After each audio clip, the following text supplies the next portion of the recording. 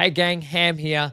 As you can see by the title, we're checking out the ATLS mech suit basically today, in alongside with the Max Lift tractor beam that I've got on my back just here, and the regular old multi-tool with the tractor beam attachment. So I just wanted to, it's not going to be a huge video. I've picked up a job with 84 SCU of cargo going from Everest Harbour to Bikini Point. And I just wanted to sort of showcase the three different styles of managing and loading your cargo and unloading, and just to show you actually the difference between them and how slow and how quick they can be as they range up from the multi-tool to the suit. All right, so let's get down to the cargo hangar and I'll take you through what we've got. Okay, gang, so here we are. We're down in my hangar at the moment. You can just see we're down in here. I've got the MSR just sitting out there, the Mercury Star Runner. We're going to attempt to load this 84 SCU of cargo and to try and put the mech, the ATLS, inside it as well to transport. I don't know if it'll fit. This is probably going to be a tight fit. Now, the MSR, if you come over here, I think it's what, 114 SCU capacity? Let's just double check that on here for a moment. If we have a look, MSR 114 SCU capacity, right? So I do have bigger ships in there that we could take, but I just wanted to see if I could use this sort of regular. Well, it's not even a cargo hauler, as they say. It's more of a bit of a multi-role realistically at the moment, isn't it? But it's not the biggest cargo bay. It's quite tight and compact in there, despite it saying it can take that capacity. All right, so as you can see here, this is the ATLS suit. Don't mind the paint job. It's just the concierge one. Actually, I didn't even get the orange one with it. I think I would have preferred the orange, to be honest, but it is what it is. So if we bring out the actual multi-tool, that's the Max Lift. I want to have here we go. So this is the regular just multi-tool, which you can switch out with all the different attachments. And you can see here, that's the tractor beam. So it can pick up this size 4 container. All right, no dramas. What we'll do is we'll have a look at just how quick this is today between the three of them. What I'm going to do, I'm going to set myself a start position. So we're going to start at the ramp each time, okay? We'll start at the ramp for each time for loading. So what I'll do is let's go ahead and bring... actually, you know what? Yeah, I'll bring over this now. So this is the ATLS here. It's pretty simplistic, pretty sort of simplistic exoskeleton design. Pretty cool if you ask me. I'm glad they added it in. In my opinion, I was a bit dubious at first because I thought, why would they give us a mech suit that you just don't pick the boxes up with? Why would you put a tractor beam on it? Well, quite simply, if you haven't seen yet, for one very good reason, and that reason I will get to and show you if you haven't seen it before once we get to its showcase, I want to say. But this is it. This is it walking, right? Pretty easy. Just does a thing. Not hard. It's pretty basic. The controls wise, there's not much to it either. I'm just going to go ahead and set it about here. Controls wise, there's not a lot to it. We got exit. Yeah, that's about it. That's all our buttons are at the moment, basically. And then you don't even use right mouse to sort of aim. You just use your left mouse to aim. But I don't want to do it yet because I want to show you just what it looks like. We'll get to the tasty treaty part of lifting boxes with this suit after we check out and I show you what it's like lifting with the multi-tool. Now, a lot of people probably already know this. They've probably seen it, but I want you to just have a visual representation of what it's like seeing these tools in action compared to each other. And that's the whole purpose of this. So like I said, we'll start off with this is the range we're going to use for these three tools. So for the multi-tool here, you can see we're out of range already, right? So you can actually move the suit around. I'll just put you back there for me, please, right? It's actually quite handy being able to move the suit around. So if we look at this, I think the range of this is what, 25 meters potentially. Still not close enough there. Still not close enough there. I think that's it there. Once it's green, we're good to go. There we go. Let me just see that back here at least. No, we're yellow about there. There we go. I can pick it up about there, right? I think I can pick it up when it's yellow, can I? Oh, yeah, just. Let's see where our maximum range is. A little bit further. That's it. That's our range there, but just teetering on the edge, right? And then the next thing is we have to scroll it in, and then we have to turn. Now, you don't want to break that turn angle, because if you do, the box just drops off, okay? And then you end up with that happening, right? So it's not exactly super duper, but this is a cheap and effective way to load. The multi-tool doesn't cost much. If you've done a couple of bunker missions, or you've gotten some loot, you've probably come across a couple of multi-tools as well. And anyway, we'll go ahead and stack that one in the corner there. All right, so that's that sort of test number one done with that. Now, if we bring out the MaxLift just here, this is the tractor beam. This is the specialized tool for this. This one's range is a lot better. You can see here you've got all your right-clicking and aiming and all that sort of stuff. We don't necessarily need to do that, but you can see. I'll take it off that, thanks. You can see it does have a much better range. However, once again, we have to scroll it in. The scrolling does take time. If you're doing big loads and big hauls, it takes time to keep scrolling the mouse wheel in, scrolling the mouse wheel in. And I'm pretty sure there's a way you can speed up that that arc for it. I'm just going to straighten this container up. There we go. But yeah, once again, you still have to walk it in, walk it up here, and all that sort of stuff as well. And then you can also go ahead then and place it in. Actually, can I get... I should be able to get a third one there. I'm going to just bring you in there. Yeah, I think we can get 3 across the back, which is actually going to be quite nice. Very cool. It's nice to sort of do it externally, loading in, because, you know, you get a bit of head wobble all around the place when you're trying to do it. Oh, there we go. All right, now we will go in first person for this. So instantly you can see we've got rain. Wow, okay. I might run out of hangar bay here if I'm not careful. Let's just turn around here and see. Now, the only payoff with, I would say, using the mech suit is getting in and out of it, and with how clunky and slow it can be to maneuver around. But when you think about it, if you're doing extremely big jobs where you're loading much more cargo, or a lot of cargo, that's when you're going to be in this and utilizing it a lot more. It's probably going to not affect you health-wise as well with your food and water. It's probably going to reduce how much you're draining that. Looks like we can still go back even further. Right, so we can pretty much be this. We're in a medium-sized hangar at the moment. We're not in a large. I've got a large one, but let's have a look at this now. I'm just going to show you what happens now. So previously with the other multi-tools, you would have to mouse wheel scroll to bring the cargo box to you. With this one here, it automatically tractor beams straight to you. How good is that? Not only that, but when you go to put it back down, it teleports it over to where you... Well, it doesn't teleport it. It tractors it automatically over to where you want to put it. So this is why I love this ATLS so much, especially when you're getting up and you're doing some of the bigger cargo lifting jobs, because it's just so good. It reduces the time it takes to maneuver boxes so much quicker by just doing that. It's just unreal, you know, and I'm really glad that they thought about that. I'm really glad that they put that in there, because if I have to mouse wheel scroll once more, I'd probably just Alt F4. I'd just Alt F4. And so here's another problem I've found now. So it's good that we sort of showcase this, because not everything's perfect with this suit. So it's got its pros and cons. But if I'm trying to put this smaller box up on top there, because it's such a tight space inside the MSR. Now I could have got a much easier ship to do this with, but then you're not going to see what it's like to you're not going to see the pros and cons basically of this sort of... Hey buddy, you want to like... And see what I mean? It's just not quite... Oh, there we go. We got it to snap there. Yeah, it's not quite perfect, right? For the smaller ships.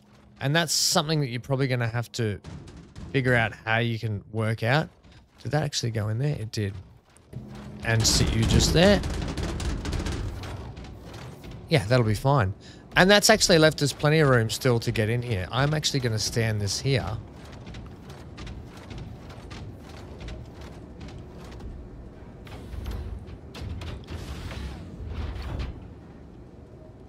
right? Then that can just sort of sit there for me. And then you could probably just get out your little multi-tools anyway and just sort of, you know, straighten things up a little bit. Do whatever you want. That's not lifting. There we go. Straighten that up. Right. And because I wanted that one. I was trying to get that one right at the back there, but because because you're having trouble, it's such a tight space, the ATLS did struggle to do that. Can I get you to snap in place, please? Anywhere will do. Yeah, so while it's a really good tool for what I've showcased, it's also a bit of a struggle when you're trying to get in these tight spaces, as you've seen also. Okay, let's go and head over to Bajini now and try and unload it, because I really feel like unloading is much easier than loading these smaller spaces, because it literally will just drag them out and you just literally whop them back in. So unloading is much easier for these jobs. But that's it. Okay, let's do a quick little cut and I'll see you guys at Bajini, where we'll unload these cargo containers. Okay, gang, we are back here at Bajini inside the hangar. Now, what we're going to do, I'm going to do one final little test here, and I'm going to time it. I'm going to time me using the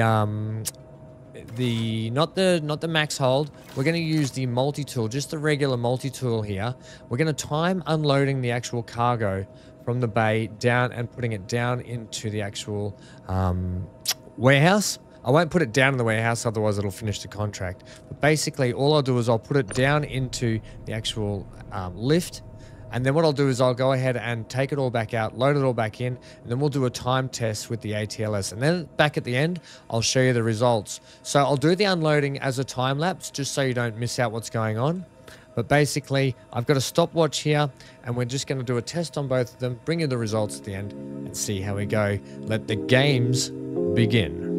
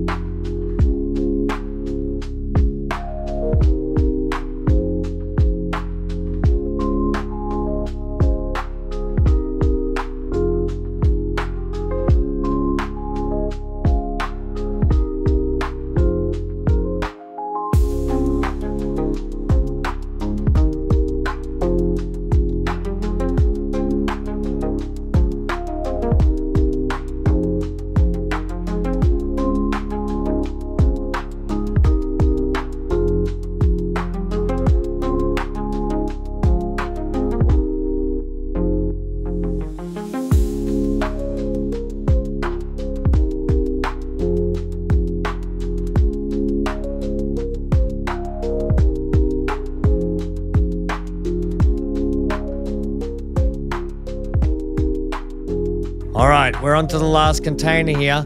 I'm getting ready to stop the stopwatch as well. Here we go, and touchdown. Pause.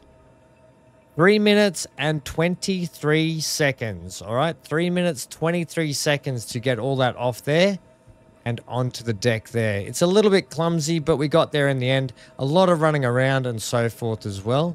Now what I'm going to do is I'm going to just stack all that back in here, and then we're going to try and we're going to use the ATLS and give that a time. Now, the time test we'll do for this is for getting in the suit and then lifting everything out, right? So we want it to be, we're getting in the suit as part of the test as well. Okay, so remember that 3 minutes, 23 seconds. I'm going to have a drink and something to eat because my character is thirsty.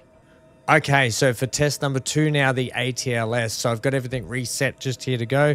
I've got my stopwatch ready. Now the time it takes to get in the ATLS and get the pad down there loaded. You have to get it within the yellow zone, otherwise it doesn't lock in, by the way. Okay, so ready on... We'll do a countdown in. Ready? I'll go 3, 2, 1, and then I'll hit the stopwatch and we'll go. So 3, 2, 1, go.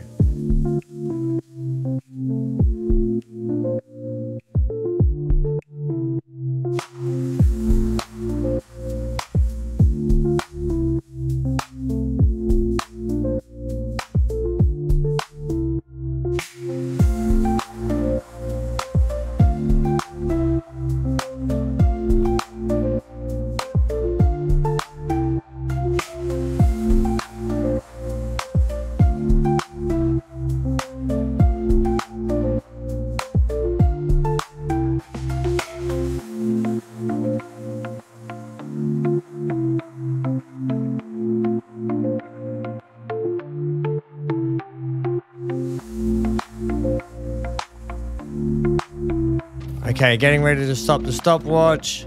And are you not letting me stack anything on these? Oh, wow, you're not really, are you? You're not letting me stack those on top at all. Okay. Wow. There you go. That's a bit of time wasting just gone there. How clunky it is. And stop the watch. 2 minutes 23. I think that's a whole minute quicker. It is 2 minutes 23. Are you serious? 2 minutes 23, and there's 7 tenths there as well, but we're not getting the tenths because I didn't count it on the first one. But there you go. A whole minute quicker. Now, what's my takeaway from this? Well, the takeaway I've got probably is how clunky this suit can be when you're trying to actually precisely place containers. You could see me sort of fumbling through there a little bit at the start because you can't quite see where you're going, and I couldn't quite get it lined up right at the back where I wanted. Whereas when you use the multi-tools and such, right, you can actually sort of get them in place. Not only that, but I should be able to stack on top. Whereas this thing, I just couldn't get it to lift up a box and stack. This, I should be able to stack these up on top of there. So you should be able to stack like that. This was just reading it out, and it just wasn't letting me. So I was not going to waste time trying to just fight the system doing it.